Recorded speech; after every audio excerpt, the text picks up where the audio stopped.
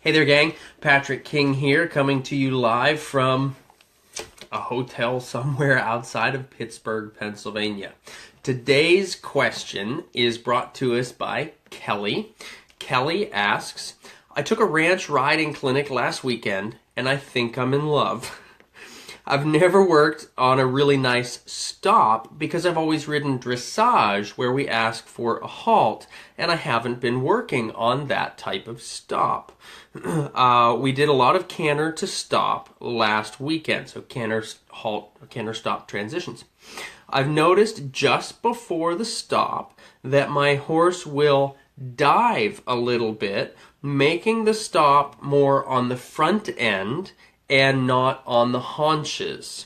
I've worked so hard over the past year to get him light and soft in my hands. Any suggestions on how I can start getting better stops off the hindquarters without feeling like I need to be pulling his teeth through his tail? So, great question, and I'm super excited, Kelly, that you're doing more cross-training and that you're getting interested in the ranch riding as well. That's great stuff. So a couple suggestions that I've got for you, and I would give these as suggestions for anyone who's interested in riding better stops regardless of what discipline they come from. These are whether you're coming from the dressage background, whether you're already in the Western sort of disciplines and wanting to work on improving your stops. I think hopefully these will give you some things to think about. So one of the things, coming from a dressage background like you do, I want you to really focus on your half halts. When you ask for your half halts, be sure that your horse is really soft to the hand. A lot of riders, and I'm not saying that you're doing this, Kelly, but a lot of riders, when they ask for the half halt in preparation for any kind of a change, they'll accept the horse leaning down on their hands slightly. So make sure that that's not happening. If that means you have to maybe lift slightly, hold a moment longer, potentially vibrate a little on an inside rein to help mobilize your horse's jaw so that he can soften as you ask for the half halt, that's something to think about. Be sure he's light in the half halt. Another thing I want you to think about is your timing when you're asking for those stops. Think about your horse's hindquarters. That's the engaging side that you need to be bearing the weight. When those hind feet are on their way to the ground, that's when you want to be asking your horse for that stop. If you're a dressage rider, that's when you want to be asking for the halt also. So that part's not going to change. The timing for a halt or a stop would be the same in this case.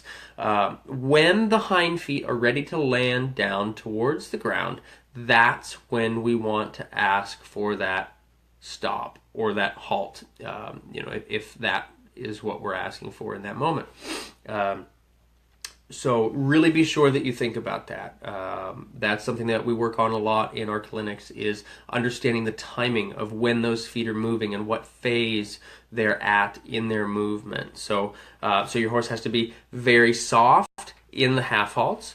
You have to be aware of your timing of those hind feet in your halts and your stops.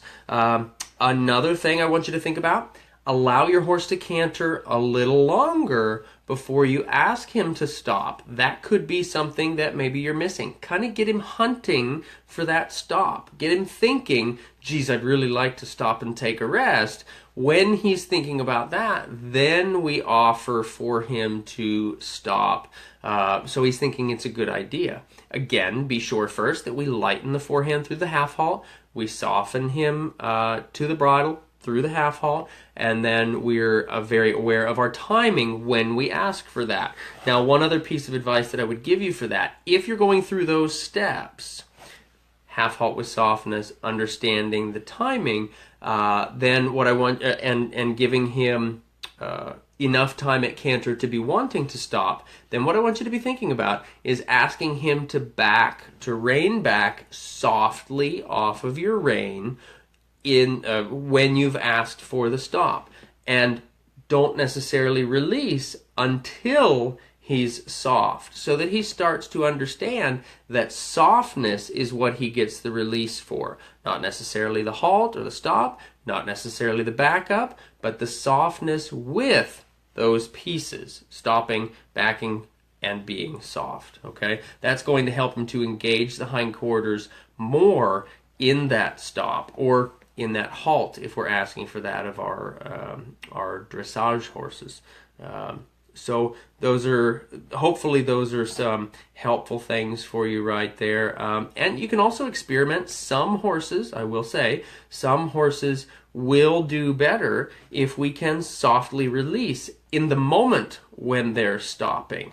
That might be something to experiment with him, being sure, of course, that all those pieces are in there first.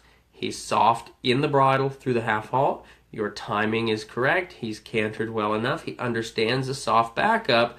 Think about giving him a little release in the moment when his body is committing to the stop. Hopefully those things will help you to keep him from diving heavy onto the forehand. So, and again, hopefully that gives you some help. I do hope that you'll keep us updated with your progress.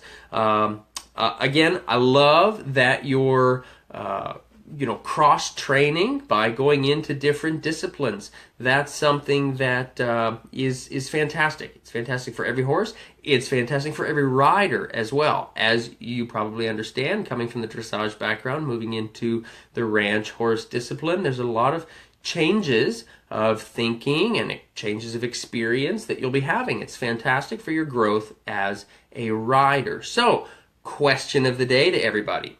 Do you cross-train your horses? And what disciplines do you cross-train in? Please comment, please post your answers in the comments below. I look forward to reading about that. It's always exciting stuff, hear what folks are doing with their horses. So don't forget also, you keep asking questions, I'll keep answering them. Thanks so much for tuning in, guys.